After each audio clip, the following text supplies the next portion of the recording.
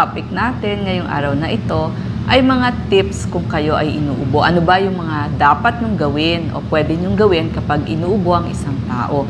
Una sa lahat, ang ubo ay isang reflex ng ating katawan. So, protection natin ito laban dun sa mga pumapasok na irritant sa ating bibig, lalamunan, baga. So, ito yung paraan niya para mailabas yung mga foreign body na pumasok sa katawan. Ano ba yung irritants na yon? Siyempre, yung infection na virus at bacteria, plema, allergens, yung nagkakos ng ating allergy. Asthma, pollution, alikabok, usok, at acid. Yung acid, i-explain natin mamaya. Ano ang gagawin kapag kayo ay inuubo? Dahil napakaraming inuubo ngayon. Una sa lahat, dagdagan natin ang ating iniinom na tubig o fluids. Pwede ho ang mga fruit juices, wag na hong kape at soft drinks, hindi ho kasama yon.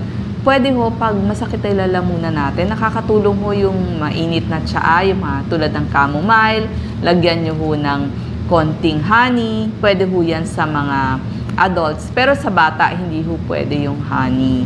Tapos chicken soup, mas kumain ho tayo ng mga maiinit, yung maligamgam na masabaw, gaya ng mga sabaw na meron, yun na lang ho, o yung mga lugaw ang kakainin natin.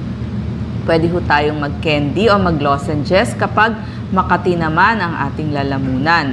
Yung mga gamot, pwede ho yung matinatawag na expectorant. Itanong nyo lang doon sa inyong pharmacist dyan sa ating suking butika. Katulad ho ng mga carbocysteine, ambroxol, yan ho yung generic. Pwede rin yung mga cough suppressants. Pag sobrang ubo nyo na at hindi na kayo makatulog, pwede yung mga butamirate citrate or dextromethorphan kapag dry cough. Yung acid, umaakyat din kasi yan simula sa ating sikmura at dumadaan dun sa ating lalamunan. So, ang sabi ko nga, inom-inom ng tubig kada 30 minutes or 1 hour. Tapos, mas mataas na unan, 2 hours before mahiga, wag na hong kakain at paghiga mataas na unan.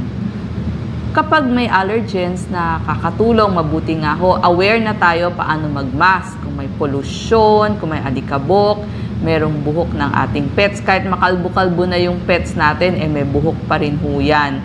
At higit sa lahat, maglilinis ng bahay. Ano ang lilinisin?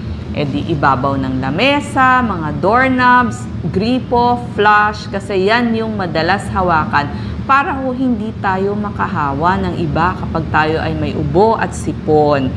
Yung toothbrush, bandian. Tapos ho, ibukod muna yung toothbrush nung inuubo. O yung iba nga talaga, nagpapalit na. Paggaling, itapon na ho yung lumang toothbrush, bagong toothbrush na. Ito ho, yung mga cellphones, iPads, gadget, linisin natin ng alcohol ang ibabaw. Hugas ng kamay, adult na tayo para hindi tayo makahawa. At ang tamang pag-ubo, pwedeng sa manggas ng suot natin. Huwag hong kamay ang gagamitin or pwede rin tissue at itapon mabuti sa basurahan. Ang mga bata ho, mas worried tayo kapag yung mga anak natin ang siyang inuubo. Kaya mga nanay, lola, tita, yayas, meron ho kasing virus infection na maaring makahawa dun sa inyong mga anak, 3 buwan hanggang 5 taon. Kumikipot yung daanan ng hangin. Kaya yung pag-ubo nila sa gabi, parang kahol ng aso. So tumatagal ho ito ng mga 1 linggo. So mapapansin nyo, medyo hirap talaga yung bata. So pag ganon, ikakalmahin natin yung ating mga anak. Una sa lahat, ipa-check up siya sa inyong pediatrician kasi hindi nga masasabi ng bata ano yung nararamdaman niya. Ipagpahinga sa bahay, pero kahit nasa bahay, kailangan mabaling yung isipan niya na hindi siya uubuhin. Pwede niyong basahan ng libro o kaya i-comfort niyo. Pwede namang maglaro pa konti-konti. Huwag lang yung masyadong larong-laro kasi ang sabi nga natin, magpahinga. Fluids, tubig, mainit na tubig, pwede ho yung mga chicken soup, pwede sa kanila warm soup. At kung pwede naman hong paliguan, yung mainit na tubig lang yung kaya ng balat, tapos mga 10 minutes ipalanghap nyo yung steam nun. So parang na-steam inhalation na rin sila. O obserbahan nyo mabuti kasi baka hindi nyo mapansin lumalala na pala yung kanyang nararamdaman. Kasi pag bata, pag nangingitim na hirap ng huminga, huwag nyo nang hintayin yon. Kailangan ho, bago dumating yung panahong yon, na itakbo nyo na sa inyong pediatrician.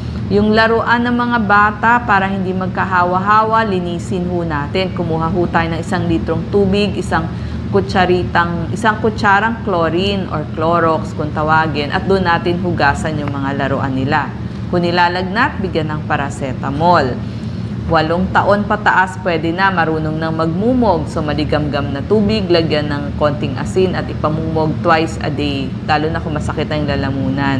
Kasi tayong matatanda nga, pwede din natin gawin yon. Malambot na pagkain lamang, lugaw, sabaw, hugas kamay, turuan silang umubo, wag sa kamay, tapos ihahawak sa ibang bata. Kailangan dun sa manggas ng damit, ituro natin. Or may tissue sila at itatapon at hugas ulit ng kamay. Ngayon, merong mga sintomas na clue natin anong klaseng ubo yung meron tayo. Yung may tuyong ubo, maaring dahil ito sa allergy.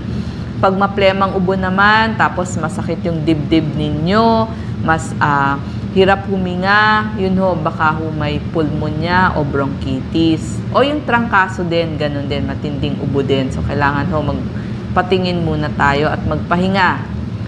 Ngayon, kung masakit umubo, ito ho ay pulmonya o bronchitis.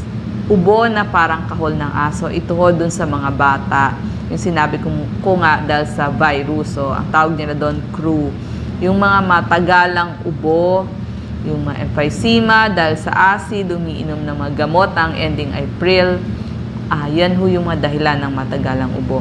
So, minsan magkakasama yung mga sintomas na nararamdaman tulad ng ubo, lagnat, masakit ang dibdib. So, pulmonya yon. Ubo, lagnat, nagchichills, masakit ang kasukasuan, baka trangkaso. Matagalang ubo, may wheezing, hirap huminga, masikip din yung paghinga. Ito ho yun dun sa mga elderly na nagkaroon ng emphysema o COPD. Siyempre, paulit-ulit ho yun. Tuyong ubo, medyo nag-bad breath, tapos namamalat kasi acid nga yung dumadaan dun sa lalamunan. Tapos yung laway nila mas maasim. Isipin ho natin na baka merong GERD o yung reflux na tinatawag. Yung ubo naman na may bahid ng dugo, tapos pawis sa gabi o may sinat sa gabi, tapos namamayat.